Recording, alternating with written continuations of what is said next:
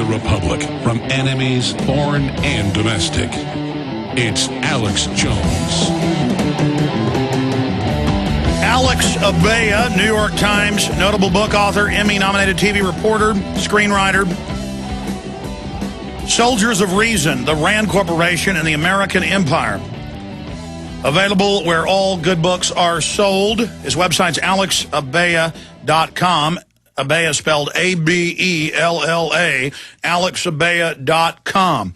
And if you just read publicly available Ford and Carnegie Foundation, they said, we're going to start wars so we can take over the planet to then end war.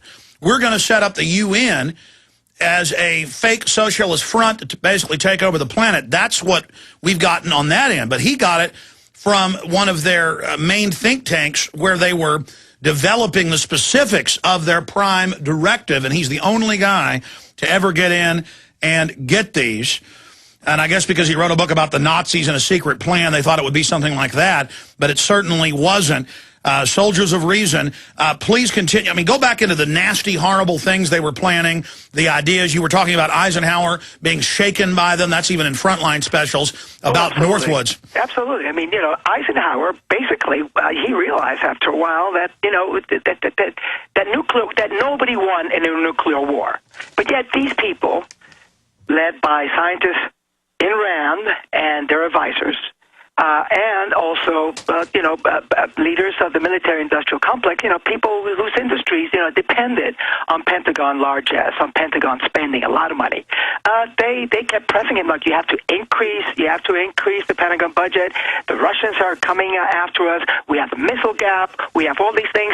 And Eisenhower was not buying any of that. In fact, he was the one who started then trying to coexist with the Soviet Union, trying to come to some kind of understanding, obviously without letting our guard down. I mean, he did authorize the U-2. But if there was a nuclear war, the military-industrial complex wouldn't just get more funds, they would reorganize the entire country. Absolutely, absolutely. That would have been their golden ticket, you know, to get in and just reshape everything without having to give anybody any excuses, because, you know, it's a war, martial law, and it's over. It's over. It's not just the United States. It would have been the entire world. Now, what about Northwoods? Are you familiar with that? Did you see anything dealing with government-sponsored terror, false flag events in your Rand research?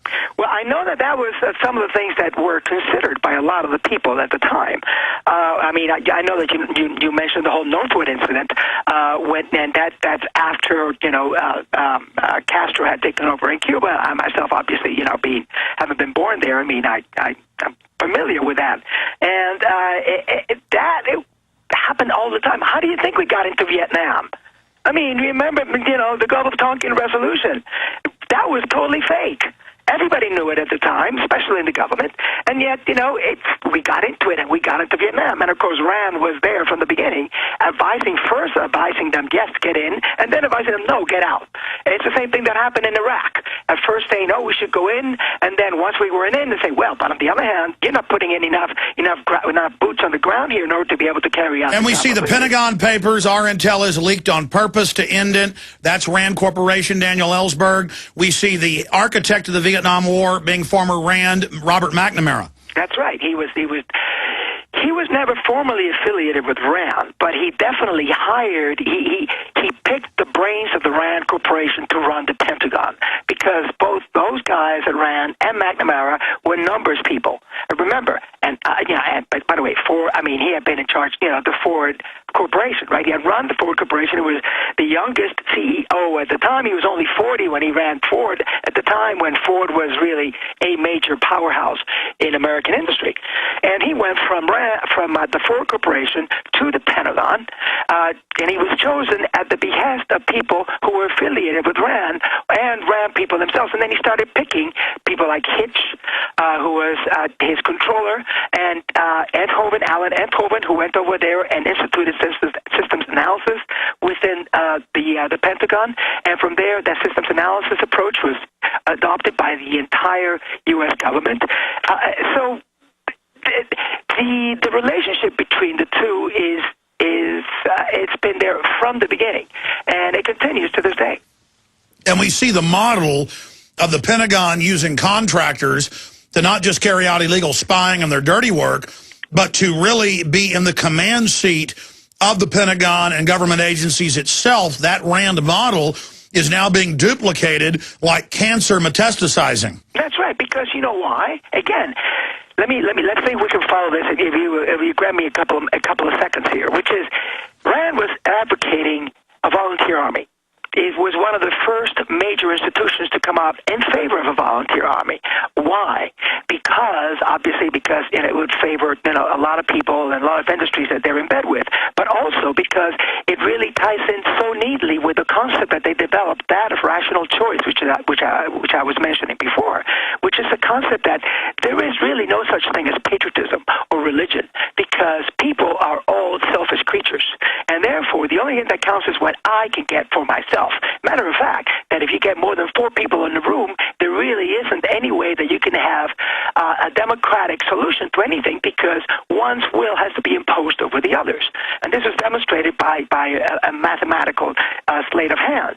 In other words, they lay a rational foundation, foundation for the changes in the approach to our government that would definitely change the physiognomy of the country and the way that we live today. I mean, that's how they were able to come up with the foundation for deregulating industries, for charging, in some places charging you for getting going into certain areas of certain areas and charging you more for a license in different places, or even for the deductible. I mean, the deductible on your health insurance, that came out of an experiment that was carried out by RAND. If you look at all their work, it's all off a piece, because they're rational people. They believe in numbers. They believe we're all selfish, and therefore everything has to be done according to which is the way in which we can get the most profit and that people can be the most selfish about, which I think is a total denial of what this country is about. I mean, in this country, we shouldn't be, we've become consumers. But remember, we were supposed to be patriots. We were supposed to be people who were citizens, who had duties and responsibilities, as well as privileges. And now we've just become consumers. We can get a good deal or a bad deal. And I'm sorry, but that's not the country that I grew up in. But yet, this is the result of this perfidious doctrine called rational choice, which came out directly of the RAND Corporation. So this is how they break it down to primitive mass movements of psychology. And Google and the Pentagon now admit they, quote, have software that can predict mass movements and even individual movements. And so they're always 100 steps ahead of us, knowing what our deepest desires are, literally like the devil. They know what we will sell out for when they take us up on the mountain, and we end up doing it for chicken feed, and they figured out all the different actuaries to do that. And I want you to expand on this, but I wanted to go over just some mainstream news headlines from today. Obama's internet wiretap move, just one small facet of total domination project. Here's Wired Magazine. Exclusive Google CIA invest in future of web monitoring. The investment arm of the CIA and Google are both backing a company, itself backed by the government, that monitors the web in real time and says it uses the information to predict the future. So how do they get the Pentagon people to go along with this? They have them retire. They go into this software company, and now they get a profit from surveilling the public. Here's another one. Technology identifies troubled individuals, pre-crime, the Buffalo News. Imagine using the same technology to locate a lone bomber before he carries out his terrorist act, to identify a troubled veteran or first responder ground down by tragedies and violence. Stop imagining. Then it goes into law enforcement, now using all of this software of pre-crime, where, we're arresting you because the actuaries show you're a criminal. This is the system. You talk about